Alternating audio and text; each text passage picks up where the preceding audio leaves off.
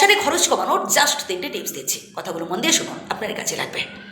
সর্বপ্রথম যেটা করতে হবে তা হলো ইনকাম বাড়াতে হবে, সৎ উপায়ে কঠিন পরিশ্রম করে যাতে 2 পয়সা বেশি রোজগার করা যায় এই চেষ্টা করুন, তবেই দেখবেন সংসার থেকে অভাব অনটন সব দূর হয়ে যাবে।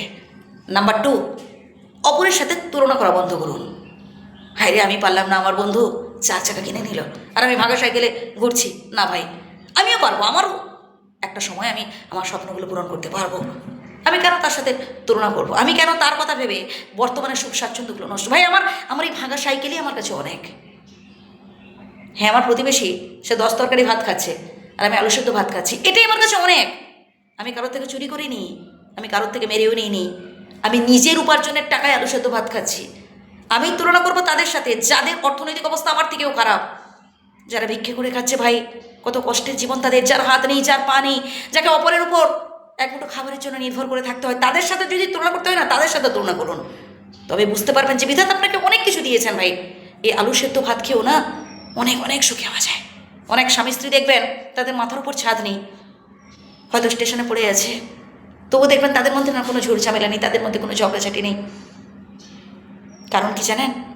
তাদের মধ্যে আন্ডারস্ট্যান্ডিংটা খুব ভালো আছে, তারা একে অপরকে খুব ভালো সাপোর্ট করে, তারা একে অপরের দুঃখ কষ্টগুলো ফিল করার চেষ্টা করে। হ্যাঁ ভাই, পরিবারের মধ্যে কখনো ভাঙন ধরতে দেবেন না, যাতে না ধরেই চেষ্টা করবেন। স্বামী স্ত্রীর মধ্যে ঝগড়াঝাটি হবে, পরিবারের সদস্যদের মধ্যে কথা কাটাকাটি হতেই পারে, ঝগড়াঝাটি হতেই পারে, কিন্তু সেই পরিবারের মধ্যে যখন তৃতীয় ব্যক্তি নাক গলাবে তখন দেখবেন সেই সমস্যা কমে না, বরং আরও বাড়ে। তাই সবসময় পরিবারটাকে স্ট্রং রাখার চেষ্টা করবেন, পরিবারটাকে মজবুত রাখার চেষ্টা করবেন। ভালো থাকতেই হবে, বিন্দাস থাকতে হবে। ভাই, এটা আমার গাড়ি, এটা আমার বাড়ি, আমরা অনেক সময় অধিকার ফলাই। ভাই, আমরা সাথে করে নিয়ে এসেছি যে সাথে করে নিয়ে যাবো নাকি? তাহলে কেন আমরা এত আমার করবো বলুন তো? বরং যতটুকু উপার্জন করতে পেরেছি, যতটুকু আমার আছে, ভাই সবার সাথে মিলেমিশে কাটাই না, তাহলে দেখবেন মনটা ভালো থাকবে।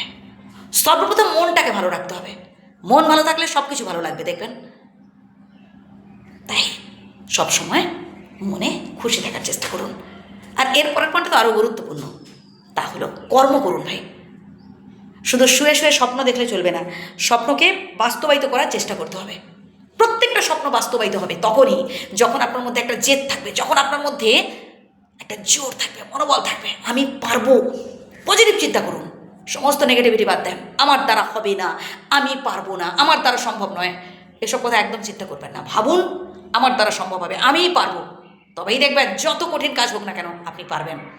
একবার না পারিলে দেখো শতবার। কথাগুলোকে শুধু শুনবেন, কাজে করে দেখাবেন না, অবশ্যই কাজ করবেন, বারবার চেষ্টা করুন। Failure is the pillar of success. ভালো থাকবেন, আপনার জয় হোক।